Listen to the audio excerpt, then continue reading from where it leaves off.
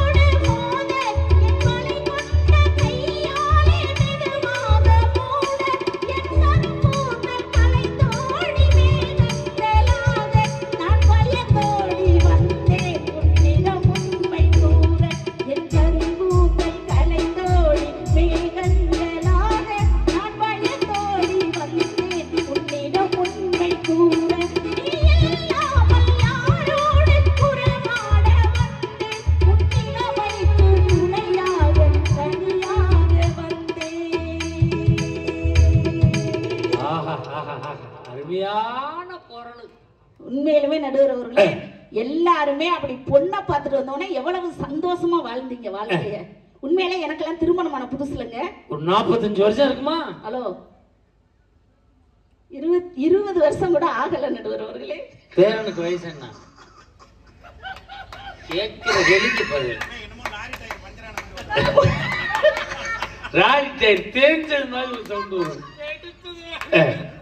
நடுவர்களே 3 வயசு தான் ஆகுது.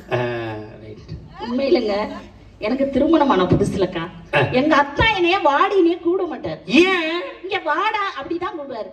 ஏன் தெரியுமா? நடுவர்களே, கல்யாணம் ஆன புதுசுல எல்லாம் வளரும். என் மண்ணும் பாயன் சிஞ்சும் பாயன் சிச்சும் பா என் கிசுகிசும் பா என் பூவும் பா என் புள்ளவரும் பா என் ஆப்பிளும் பா ஒரு உள்ள பிறக்கட்டும் சைத்தான் சைத்தான் ஏன்ட்டு இப்படி இமிஜியை கொடுக்குற ஓடிட்டு ஒரு மொழி ஓடிட்டு அரு அடி குமுக்கு இவ்வளவும் திட்டுவான். ஆனா உண்மையில நடுவர்களே எங்க அத்தாலாம் அப்படி இல்லைங்க. என்னை வாடினே கூட மாட்டாரு. ஏன் தெரியுமா? நடுவர் என் முகம் வாடி போயிருமா? அதுக்கு வாடுறதுக்கு என்ன தெரியுமா? உண்மையிலே நானும் பண்பாடு உள்ள பிள்ளைங்க. சொல்லிரு. உண்மையிலே பாருங்க, திருமணத்துக்கு முன்னாடி எல்லாம் அப்படி கண்ணுக்கெல்லாம் மை போட்டு அழகா இருப்பேன் நடுவர் அவர்களே. அகலமா இருப்பேன்னு சொல்லு, அழகா இருப்பேன்னு சொல்லாது. உண்மையிலே என்னைக்கு எங்க அத்தான திருமணம் முடிச்சதா அதுக்கப்புறம் கண்ணுக்கெல்லாம் மைய போடுறது இல்ல நடுவர் அவர்களே. அத்தான் கண்ணுக்குள்ள இருக்காரு, அவர் முஞ்சில கரிய பூச முடியுமா நடுவர் அவர்களே? மொண்டாட்டி புருஷன்னா இப்படி இருக்கணும். ஆமா, மொண்டாட்டிலாம் இவன் மூஞ்சிலே குழப்பி விடுது. ஆனா உண்மையில இன்னும் நான் ரொம்ப பண்பாடு உள்ள பிள்ளைங்க. எங்க அப்பா வீட்டுல இருக்கும் பொழுது எந்த ஒரு காஃபி டீனாலும் அப்படி கொதிக்க கொதிக்க ஆவி பறக்க பறக்க குடிப்பேன். ஆனா என்னைக்கு எங்க அத்தான திருமணம் முடிச்சனோ அன்னையில இருந்து எந்த ஒரு காஃபி டீனாலும் அப்படி ஆத்தி ஆத்தி ஆத்தி ஆத்தி ஃப்ரிட்ஜுக்குள்ள வச்சு அப்புறம் தாங்க குடிப்பேன். அத்தா நெஞ்சுக்குள்ள இருக்காருக்கு, அவர் சுற்றும் இல்ல, அதனாலதான். ஏமா கொஞ்ச நேரத்துக்கு முன்னாடி கண்ணுக்குள்ள இருந்தாரு, எப்படி நெஞ்சுக்குள்ள வந்தாரு? உள்ள பைபாஸ் ரூட்ல ஊடுருவி எடுத்துப்பாரோடா. உண்மையிலேங்க நிலையான அன்புக்கு பிரிவில்லை நடுவர் அவர்களே. சொல்லாத சொல்லுக்கு அர்த்தம் இல்லை, தேடும் பாசத்துக்கு தோல்வி இல்லை. உண்மையான குடும்ப உறவுகளுக்கு திருமணத்துக்கு பின்பு ஒரு மனைவி வரக்கூடிய வாழ்க்கை எப்படி தெரியுமா இருக்கும்? பூ மாலையில் ஒரு மல்லிகை.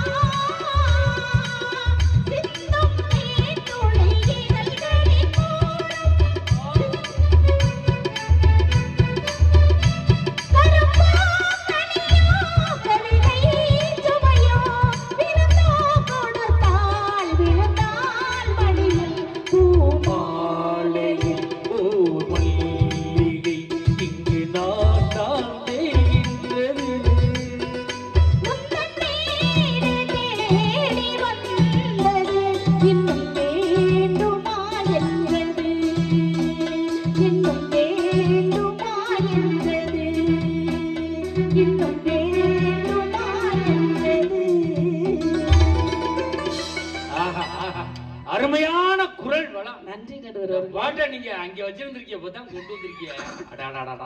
இந்த குரல் வளத்துக்கு நீங்க எங்க வேணாலும் போய் பொழைச்சுக்கணும். அவ்வளவு அருமையா பாடுறீங்க.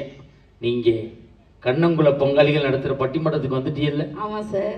எல்லாருடைய அன்போடும் ஆசையோடும் 100 படத்துக்கு மேல பாடி 100 வயசுக்கு மேல வாழணும்னு என் மக்கள் சார்பா உங்களை வாழ்த்து. நன்றி நடுவர் அவர்களே. நீ எத்தனை வயசுல வாழணும் உன் புருஷன் போய்க்கால. நான் இருக்கும் வரை நீ இருப்பாய், எனக்கு அப்புறம் நீ 2 பேரும் முடிச்சுட்டு வாழ. ஒன்னும் அவசரம் இல்லடா, நீ என்னோட வந்துடுற. அங்க வாசிக்க ஆள் தேவைப்படுது, திருவேங்கடத்தை கூட்டிட்டு வா. அண்ணே நீங்க என்னோட வரணும்னா நீங்களோட சேர்த்து வாங்க பையன். நீ அங்க பாடுறதுக்கு ஆள் தேவைப்படுது. சரிங்க சார், நான் வந்துடுறேன். நீ வராதம்மா, அங்கேயாவது நீ நான் நிம்மதியா இருக்கிறேன். ஆனா உண்மையில நடுவர் அவர்களே, உங்களுக்கு திருமணமான புதுசுல உங்க மனைவி காலையில தூங்கி எத்தனை மணிக்கு எந்திரிப்பாங்க? கல்யாணம் புதுசுல 5:30 மணிக்கு எந்திரிச்சிருவாங்க. 5:30 மணிக்கு எந்திரிச்சிருவாங்களா? அதுக்கு மேல எங்க அம்மா தூங்க விடாது. ஆனா உண்மையில நடுவர் அவர்களே, உலகத்திலே பண்பாடு உள்ள பிள்ளை நான் தாங்க. எனக்கெல்லாம் திருமணமான புதுசுல நான் அதிகாலையில 3 மணிக்கு எந்திரிச்சிருவேன். ஆமா நடுவர் அவர்களே. ஏன்? நான் 3 மணிக்கு எந்திரிச்சு எங்க அத்தா நான் எழுப்பி விட்டு நான் படுத்துக்குவேன். நல்ல குடும்பம். அப்படியெல்லாம் தவறா நினைக்காதீங்க. எல்லா வேலையும் நான் தாங்க பாப்பேன். அப்படியா? ஆமா. இவ்வளவு வேலை பார்த்துமா உங்க உடம்பு குறையல? உண்மையிலங்க காலையில எந்திரிச்சதுல இருந்து வாசல் தெளிச்சு காபி போட்டு இட்லி ஊத்தி சட்னி வச்சு மதிய சாப்பாடு செஞ்சு இத்தனை வேலையும் எங்க அத்தா செய்வாரு. நான் உட்கார்ந்து பாப்பேன்.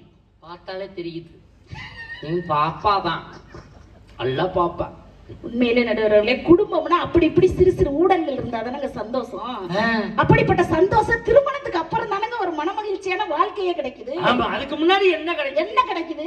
அப்படிப்பட்ட வாழ்க்கை எப்படி தெரியுமா இருக்கும்? எப்படி இருக்கும்? விண்ணோடும் முயிலோடும் விளையாட வேண்டியதா இருக்கும் பாருங்க.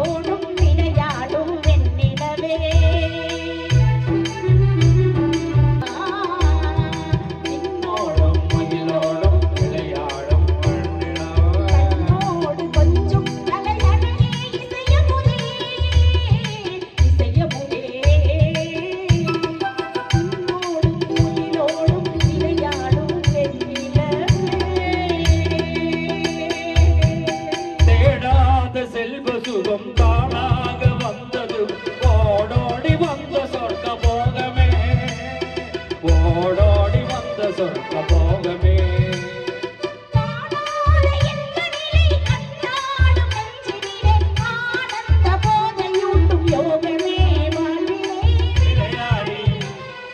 இசைவாடி விளையாடே உறவாடி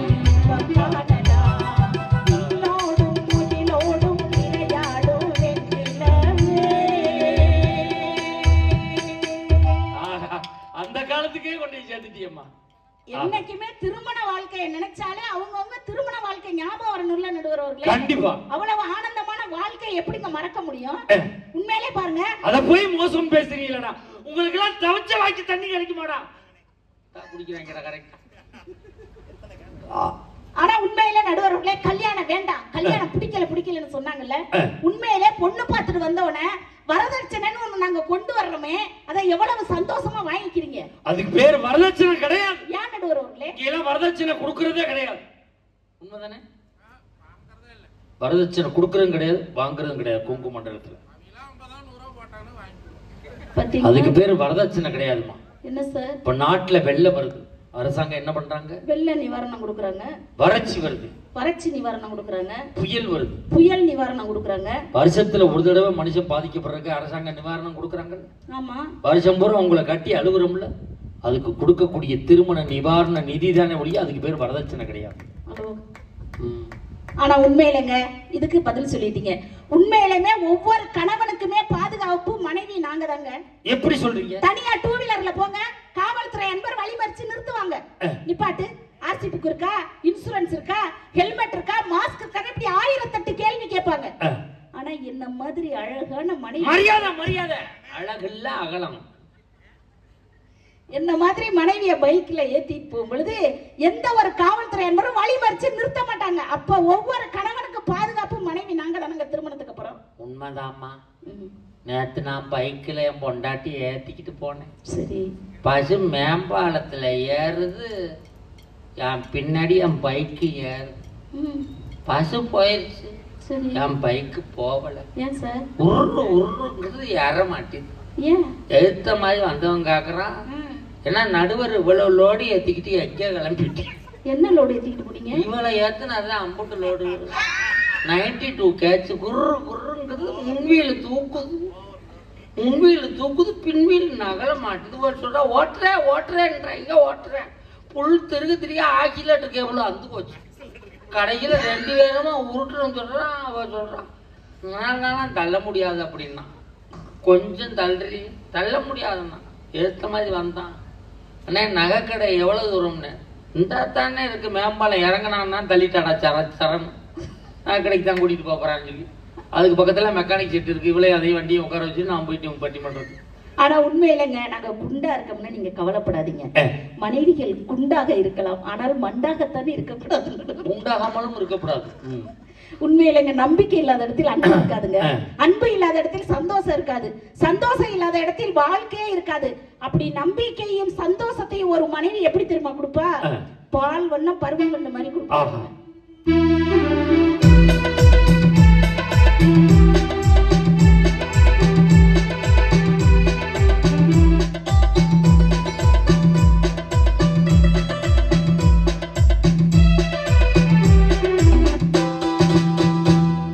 பால் வண்ணம் பருவம் கட்டு வேல் வண்ணம் மொழிகள் கண்டு ஆண் வண்ணம் நான் கண்டு பாடுகிறே. வண்ணம் பின்னே கண்டே கை வண்ணம் பின்னே கண்டே பின் வண்ணம் போய் கொண்டே மாடுகிறே.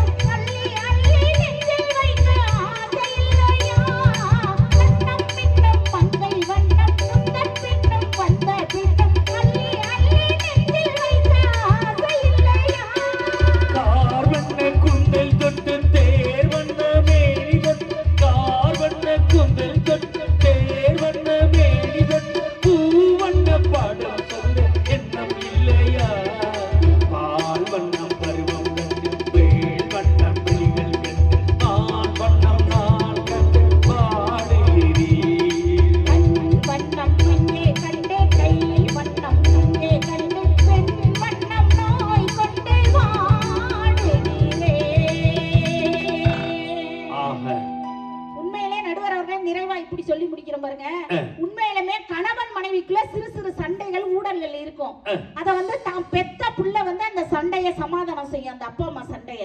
உண்மையிலே எனக்கு எங்க அத்தானுக்கு சண்டை வந்துருச்சுன்னு வச்சுக்கோங்களேன், என்னைய சமாதானப்படுத்துறதுக்காண்டி அப்படி பீச்சு கூட்டிட்டு போவார். அப்படி பீச்சு கூட்டிட்டு போய் அப்படியே அவர் மடியில என்னைய சாய வச்சு அப்படியே என் தலைய வருடி விட்டு இந்த நூடுல்ஸ் மண்டைய 4 வரி கவிதை சொல்லுவார் பாருங்க. அந்த வானம் தெரியவில்லை, அந்த நிலவு தெரியவில்லை, அந்த கடல் அலைகள் கூட தெரியலடி செல்லும் அப்படின்னாரு. உடனே நான் கேட்டேன், அவ்வளவு அழகா இருக்கனா தான் அப்படிங்கிறேன், அவளை அகலமா மறைச்சிட்டு படுத்துக்கிட்டே அப்படிங்கிறேன். வந்ததுக்கு அப்புறம் இங்க போக்கஸ் லைட்டே தெரியல எனக்கு. என்னதான் இப்படி சிறு சிறு ஊடல்கள் இருந்தாலும் கூட அந்த திருமணத்துக்கு அப்புறம் வரக்கூடிய மகிழ்ச்சி அந்த குழந்தைனால எப்படி தெரியுமா இருக்கும்?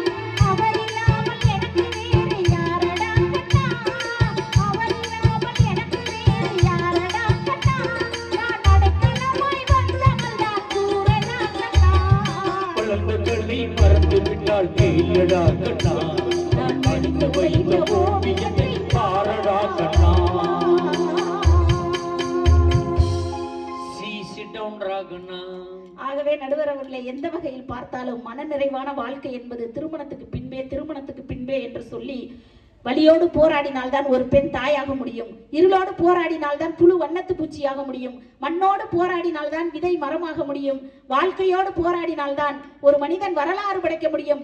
அப்படி வரலாறு படைக்கக்கூடிய வாழ்க்கை திருமணத்துக்கு பின்பே என்று சொல்லி இதுவரை கேட்டு சுவைத்த உங்களின் திருப்பாதங்களை பணிந்து நன்றி கூறி விடைபெறுகிறேன். நன்றி, வணக்கம். கேட்ட கேள்வி என்ன? மனிதனுக்கு மனநிறைவான மகிழ்ச்சி திருமணத்துக்கு முன்பா திருமணத்துக்கு பின்பா? இவங்க என்ன சொல்றாங்க? திருமணத்துக்கு பின்பு சந்தோஷம் இல்லை, பொண்டாட்டி இம்சையை கொடுக்குறா, பிரச்சனை பண்றா. உண்மைதான் அவங்க சொல்றது. சந்தேக புத்தி, சந்தேக பேய் பொண்டாட்டி தான். எந்த பெத்த தாயாவது பிள்ளையை சந்தேகப்படுவாளா? நான் எத்தனை மணிக்கு பட்டிமன்றம் முடிஞ்சு போனாலும் ஆடா சாப்பிட்டியாடான்னு கேட்பேன் என் அம்மா. இப்ப எத்தனை மணிக்கு பட்டிமன்றம் முடிஞ்சு போனான், எத்தனை மணிக்கு முடிஞ்சு, எத்தனை மணிக்கு பசி ஏறினேன், எத்தனை மணிக்கு திருச்சியில இறங்கினேன், அடுத்து நீ அடுத்த பசி இப்ப ஏறின, 10 நிமிஷம் என்ன பண்ண, உச்சா எவ்வளவு நேரம் போனேன், இவ்வளவு எழுதி கொடுக்கணும், சிட்ட விட்டு கொடுக்கணும். அந்த அளவுக்கு கேட்கிறாங்க. பொதுவா அக்கறை இல்லை, அதெல்லாம் சந்தேகம் சார். போன வாரம் ஒரு பட்டிமன்றம் முடிஞ்சு விடிய காலம் 3 மணிக்கு போயிட்டேன். காலிங் பில் அடிச்சேன், கதவை திறக்கிறான். அவன் தூக்கத்தில் எந்திரிச்சு துறைக்கலாம், நம்மளும் ஒரு சிரித்த முகத்தோட போவோம் அப்படின்னு என்னையெல்லாம் பார்த்தா சிரிப்பா தான் இருக்குன்னு போய் படுத்துட்டான். திருப்பி ஒரு பட்டிமன்றம் மறுநாள் அதே டயத்துக்கு போறேன். இப்பதான் சிரிச்சா திட்டாலே, கதவை திறந்தோடனே இப்படியே வாயத்து வச்சுருந்தேன். என்னையெல்லாம் பார்த்தா சிரிப்பிய, அந்த அவளை பார்த்தா சிரிப்பேன். அவள் 4 மணிக்கு எவ்வளோ கதை திறந்து வச்சிருக்கா நான் சிரிக்கிறதுக்கு? பூரா தூங்கிக்கிட்டு இருக்கான். எல்லா ஆம்பளையும் பாருங்க சார், கல்யாணம் ஆன புதுசுல பஸ்ல ஏறுவாங்க, பார்த்திருக்கீங்களா? ஆளு வருது வலகு வலகு, இப்ப பொண்டாட்டி மட்டும்தான் வரும். ஆளு வருது வலகு வலகு ஏறி பார்ப்பான். தனித்தனி சீட்டா இருந்தா உட்கார மாட்டாங்க, ஒற்றே ரெட்டை சீட்டா கிடைக்கணும். இப்படி உட்காருவாங்க. 2 பேர் சீட்ல புரிஞ்சிட மாட்டேன்னு உட்கார்ந்ததுக்கப்புறம் ஒரு ஆள் உட்கார அளவுக்கு இடம் இருக்கும். அப்பளவு ஒற்றுமையா இருப்பாங்க. ஒரு வெள்ளரிக்காய் வாங்கி ஆளுக்கு பாதி திங்கிறதுன்னா, முறுக்க வாங்கி ஒட்டச்சு தூவுறதுன்னா, ஐஸ்கிரீமை வாங்கி ஆளுக்கு பாதி, இளநீ வாங்கி ஒரே இளநில 2 ஸ்டாவை போட்டு உறிஞ்சுறதுன்னா குஷியில இருப்பாங்க. ஒரு உள்ள புறக்கட்டும், இவ முன்னாடி படி ஏறினா இவ பின்னாடி படியில ஏறுவேன். கிட்டவே சீட்டு கிடந்தா உட்கார விட மாட்டேன். 2 உள்ள புறக்கட்டும், இவ முத பஸ்ல போனா இவன் கடைசி பஸ்ல போவேன். ஒரு போண்டா கேட்கட்டுமே, எங்க குடும்பத்தை தின்னே தீர்த்துரு. அதுக்கு முன்னாடி ஒரே ஜூஸ் வாங்கி குடிச்சவங்க, ஐஸ்கிரீம் வாங்கி சாப்பிட்டீங்க, ஒரு போண்டா வாங்கி தர மாட்டான். அவன் ஒவ்வொன்னு தனியா போய் தும்பான். சுட சுட வடைய ஓட பொண்டாட்டி வாங்கி தர மாட்டான். பொண்டாட்டிக்கு பெத்த பிள்ளைக்கே கொடுக்க மாட்டான். கல்யாணத்துக்கு அப்புறம் மாறுறான் மனுஷன்னா என்ன காரணம்? இந்த பொண்டாட்டி தான் காரணம். பஸ்ல போயில பாருங்க, கல்யாணம் ஆனவனா ஆகாதவனான்னு பார்த்தாலே கண்டுபிடிச்சிடலாம். இந்த கல்யாணம் ஆனவன் பூரா சன்னல் ஓரமா உட்காந்து பாதி வெள்ளரிக்காய் கடிச்சு அப்படியே இப்படியே உட்காந்துருப்பேன். எப்போ சீட்டு பணம் கட்டணும், எப்போ வட்டி பணம் கட்டணும், இந்த கவலையிலே உட்காந்துருப்பான். பிள்ளைக்கு பீஸு கட்டணுமேனு இந்த படியில தொங்குறவன் பூரா கல்யாணம் ஆகாதவன், இளவட்ட போயிரு, எதை பத்தியும் கவலைப்பட மாட்டான். இவன் ஆம்பளைக்கு 1000 சிந்தனை இருக்கும். பிள்ளைக்கு மே மாசம் ஜூன் மாசம் பணம் கட்டணும், குழந்தையாவை சீர் செய்யணும், இவ்வளவும் செஞ்சு யோசனையிலே போய்கிட்டு இருப்பான். விவசாயத்துல என்ன பண்றது? அவ்வளவு இந்த திருமணத்துக்கு அப்புறம் எப்படியோ தெரிஞ்சுவேன், அவ்வளவையும் கட்டுப்பட்டு வாழ. ஆனா பொண்டாடி சந்தேகப்படுறேன். வாழ்க்கையில ஒரு ஆண்மகன் எவ்வளவு சந்தோஷமா கல்யாணத்துக்கு முன்னாடி வாழ்றானோ, கல்யாணத்துக்கு அப்புறம் அப்படியே புரட்டி போட்டு தன் குடும்பத்திற்காக ஓடாக தேய்ந்து கொண்டு இருக்கிறான். கல்யாணத்துக்கு அப்புறம் பாரு இப்படி இருப்பான். கல்யாணத்தப்ப மாப்பிள்ளை கல்யாணம் முடிஞ்சு இப்படி ஆகிக்கிட்டே இருப்பான். இந்த அம்மா கல்யாணத்தப்ப இந்த மைக் ஸ்டாண்டு மாதிரி தான் வரும். 6 வருஷம் ஆச்சுன்னா ஸ்பீக்கர் பெட்டி மாதிரி ஆயிடும். அது எப்படி ஆகுதுன்னு தெரியல.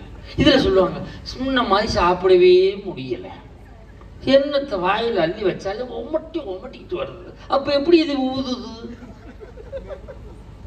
ஆம்பளை ஒரு வேளை 3 வேளை சாப்பிட்றான், நீ 9 வேளை சாப்பிட்ற. என் பொண்டாட்டிலாம் காலைல 7 மணிக்கெல்லாம் எங்க அம்மா சுட சுட இட்லியை வச்சு வைக்கும், சட்னி சாம்பாரை வச்சுக்கிட்டு கிளம்பிடுவா ரோட்டுக்கு, பிள்ளைய தூக்கிட்டு பிள்ளை வச்சுக்கிட்டு சாப்பிட்றான். அவன் அப்படிமா இந்த அம்மா சாப்பிட்றேன் பாரு, 7 மணிக்கு 9 இட்லி முழுங்குறான், 11 மணிக்கு பருப்பு சாதம் உருண்டை அவனுக்கு தள்ளுறாள், இல்லை இப்போ தள்ளிடுறான். நெய்யோட தான் உங்களுக்குன்னு இறங்கும். அப்போ புள்ளவே சாப்பிட்டு மத்தியானம் 12 என்ன சாப்பாடே சாப்பிட முடியல, இன்னும் எல்லாம் முழுங்கிட்டிய. அது நீ நெஞ்ச கரைச்சுக்கிட்டே இருக்கு. நீ அரைச்சுக்கிட்டே இருந்தீங்கன்னா நெஞ்சு கரைச்சுக்கிட்டே இருக்கு. அறவே நிப்பாட்டணும்ல. ரைஸ் மில்லு கூட சூடு ஆறணும், மிஷின் ஆறணும் நிப்பாட்டி போடுறான். உன் மிஷின் மட்டும் நிக்குதா இல்லையா? நிக்காத மிஷின் பொறி எல்லாம் திண்டு விட்டு திணறது கிடந்து. இருமா, நாங்க கடலை பருப்பு சாப்பிடுறது. கல்யாணம் பொண்ணு வாக்க போயில பாத்திருக்கீங்களா? மாப்பிள்ளக்காரன் எப்படி வேலை? டீ காபி, மாப்பிள்ளை டீ காபி எல்லாம் சாப்பிட மாட்டாரு. மிச்சர் கொண்டாந்து வச்சா அவன் பாத்தீங்களா, மிச்சர்லாம் வீட்டுல அடுத்து திம்பான், 2 எடுத்து சாப்பிடுவான். கடலை பருப்பாக புறக்கி சாப்பிடுவான் பாத்திருக்கீங்களா? பொண்ணு வாக்கல கட்டிங் வெளியில வரப்படாதுன்னு கடலை பருப்பாக சாப்பிட்டுக்கிட்டு இருப்பான். இவ்வளவு குழப்பம் இந்த திருமணத்தில் இருக்கிற காரணத்தினால் மனிதனுக்கு மனநிறைவான மகிழ்ச்சி என்பது திருமணத்துக்கு முன்பே என்று நான் தீர்ப்பு சொல்ல முடியாது.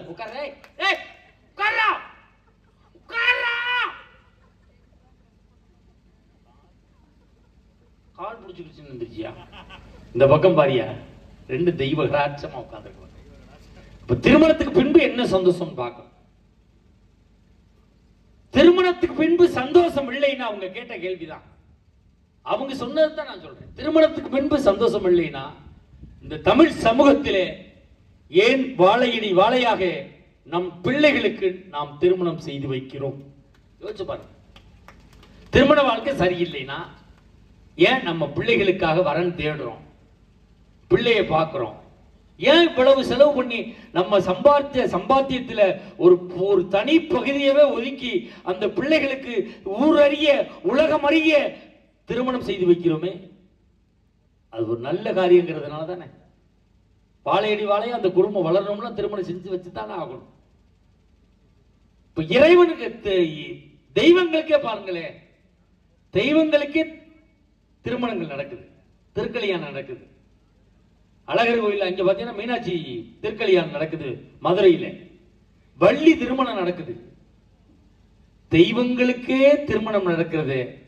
அப்ப அது சரியா இருக்க கண்டுதானே தெய்வங்களுக்கே நம்ம திருமணம் நடத்தி அழகு பார்க்கிறோம். இல்லைன்னு சொல்ல முடியுமா? 60ஆம் கல்யாணம் நடத்துறாங்களே தமிழ் சமூகத்துல மட்டும்தான் இந்த 60ஆம் கல்யாணம். வெளிநாட்டுல எல்லாம் 60ஆம் கல்யாணம் கிடையாது. அவன் 30 கல்யாணம் 30 வருஷம் ஓடுறதே பெரிய விஷயம். ஆனா தமிழ் சமூகத்துல 60ஆம் கல்யாணம் நடத்துறாங்க.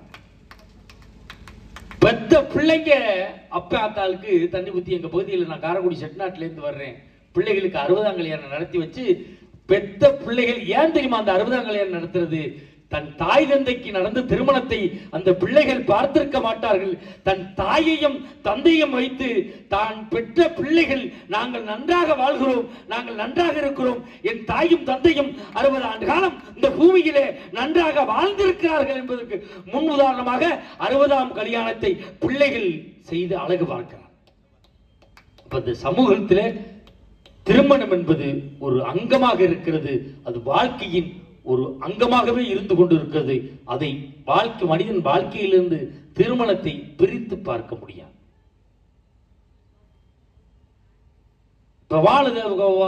இது ஒவ்வொரு திருமண வீடுகளையும் வாழை மரம் கட்டுவாங்க, பார்த்திருக்கீங்களா? ஏன்? இந்த வாழை மரம் போல் குடும்பம் வாழையடி வாழையாக வளர வேண்டும் என்பதற்காகத்தான் வாழை மரத்தை கட்டி வைக்கிறான். அந்த திருமண விழாக்கள்ல அந்த இசை முழங்குவாங்க, பார்த்திருக்கீங்களா? மங்கள இசை. கட்டிமலம் கட்டிமலம் கட்டிமலம் கட்டிமலம்.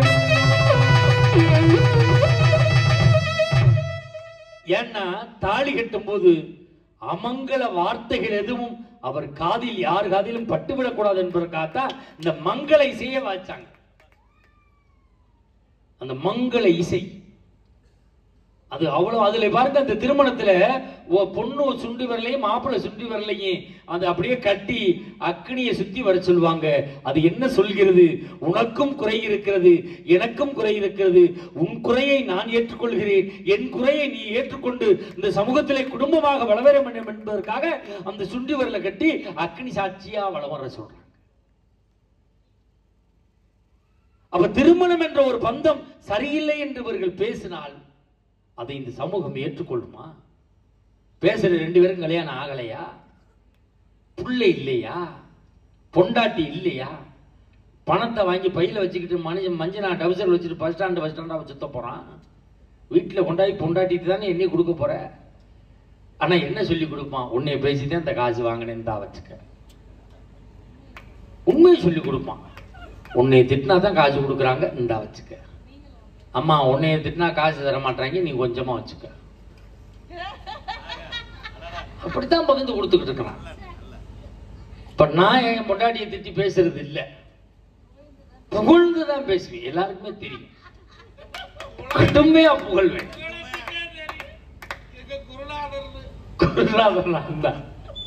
உண்மையில ஒரு திருமண வாழ்க்கை என்பது ஒரு செடிய இன்னொரு இடத்துல கொண்டு அந்த செடியை திருப்பி உயிர் கொண்டாடணும்னா அந்த செடியை எடுக்கிறதுல தாய் மண்ணையும் கொஞ்சம் சேர்த்து எடுத்து அதை போய் இன்னொரு இடத்துல வச்சாதான் அந்த செடி தானா வளரும். அப்படிங்கிறதுக்காக ஒரு செடிக்கே தாய் மண்ணோட சேர்த்து கொண்டு இன்னொரு இடத்துல வைக்கிறோம். ஒரு கவர்ல போட்டு அந்த மண்ணோட தான் அப்படியே கொண்டு வைக்கிறோம். அந்த கவரை எடுத்து அந்த மண்ணு சேர்த்தா தான் அது வளரும். ஒரு சின்ன உயிரினத்திற்கே மண்ணோடு பெயர்த்து வைக்கிற இந்த தமிழ் சமூகம் ஒரு பெண் 18 ஆண்டுகள் 20 ஆண்டுகள் 25 ஆண்டுகள் ஒரு குடும்பத்தில் இருக்கின்ற ஒரு பெண்ணை வேரோடு பெயர்த்து இன்னொரு இடத்துல போய் ஊன்றீங்களே, அந்த பெண் குலதெய்வம் ஒன்றா இருக்கும். கல்யாணத்துக்கு முன்னாடி, கல்யாணத்துக்கு அப்புறம் தாலி ஏறின முன்னே அந்த குலதெய்வத்தை விட்டுட்டு நம் குலதெய்வத்தை வேண்டி நம் குலத்தை வாழ வைக்கிறாளே, அந்த பெண் வருகிற வாழ்க்கை எப்படி மகிழ்ச்சி இல்லாத வாழ்க்கையாக போகும் என்றுதான் என்னுடைய கேள்வி. அங்கே அந்த வீட்டில் சாம்பார் தான் சாப்பிட்டுருப்பாங்க, இந்த வீட்டில் வெறும் கறிமீனா சாப்பிடுவான். தான் ருசி கூட அந்த பிள்ளைக்கு இது பிடிக்காது. ஆனால் திருமணம் செஞ்சு வச்சுட்டாங்கிறதுக்காக அந்த வீட்டை விட்டுட்டு அந்த ருசியை விட்டுட்டு இந்த வீட்டில் என்ன சமைக்கிறாங்களோ கூழோ தயிரோ கஞ்சியோ இதை குடிச்சுக்கிட்டு இந்த குடும்பத்தை வாழ வைக்கிறாள்ல, அந்த பெண் வருகிற திருமண வாழ்க்கை எப்படி மகிழ்ச்சி இல்லாத வாழ்க்கையாக போகும் நண்பர்கள். இப்போ நம்மளுக்கு உடம்பு சரியில்லைன்னு வச்சுங்களேன், மனைவிக்கு உடம்பு சரியில்லைன்னா 10 நாள் வைத்தியம் பார்ப்போம், 15 நாள் வைத்தியம் பார்ப்போம், அதுக்கு மேலே அவங்க அம்மா வீட்டுக்கு போக சொல்லிடுவோம், இல்லைன்னா வந்து பார்க்க சொல்லுவோம். ஆனால் ஒரு ஆம்பளைக்கு உடம்பு சரியில்லைன்னு வைங்களே, கடைசி வரைக்கும் வைத்தியம் பார்ப்பா. 6 மாதம், 1 வருஷம், 2 வருஷம் படுக்கை ஆகிட்டான்னு வச்சுங்களே, கடைசியில் சொல்லுவா, நீ கவலைப்படாதையா, என் பொட்டுக்கும் பூவும் அடையாளமா, நீ சுரோடு இருந்தா போதும், உன்னை நான் கடைசி வரை காப்புந்து செய்கிறேன் என்று சொல்லக்கூடியவள் நம்மளுடைய மனைவி. நம்மை பெற்ற தாய்க்கு பிறகு நம்மளை தொட்டு தூக்கி பீமூத்திரம் அள்ளக்கூடியவள் நாம் கட்டிய மனைவியாக மட்டும்தான் இருக்க முடியும் நண்பர்களே. மனைவியை கேலி பண்ணோம், கிண்டல் பண்ணோம், அது ஒரு நகைச்சுவைக்காக. ஆனால் ஒரு மனிதன் மனைவி இருக்கிற வரைக்கும் தான் என்ன சாப்பிடலான்னு யோசிக்க தோணும். அந்த மனைவி போயிட்டான்னு வச்சுங்களேன், எங்கே சாப்பிடலான்னு தான் சார் யோசிக்க தோணும். மனைவி இருக்க வரைக்கும் தான் வீட்டில் பாய், மனைவி போயிட்டான்னா திண்ணையில் தான் பாய். நாங்கள் நிறைய கேலி பண்ணோம். அந்த மனைவியினுடைய அருமையை யார்கிட்ட கேட்கணும் தெரியுமா? வயதான காலத்திலே தன் மனைவியை இழந்து விட்டு ஒருவேளை சோற்றுக்காக ஒவ்வொரு மகன் வீடாக அலைகிறானே, அந்த தகப்பனை கேட்டு பாருங்கள், மனைவியினுடைய அருமை என்னவென்பது தெரியும். நண்பர்களே, திருமணத்துக்கு முன்பான மகிழ்ச்சி என்பது சிற்றின்பமான மகிழ்ச்சி. திருமணத்துக்கு பின்பான மகிழ்ச்சி என்பது அப்பாவோடு, அம்மாவோடு, தாத்தாவோடு, பாட்டியோடு, உறவுகளோடு வாழக்கூடிய திருமணத்துக்கு பின்பான மகிழ்ச்சி தான் மனநிறைவான வாழ்க்கை என்று தீர்ப்பளித்து நிறைவு செய்கிறோம். நன்றி, வணக்கம்.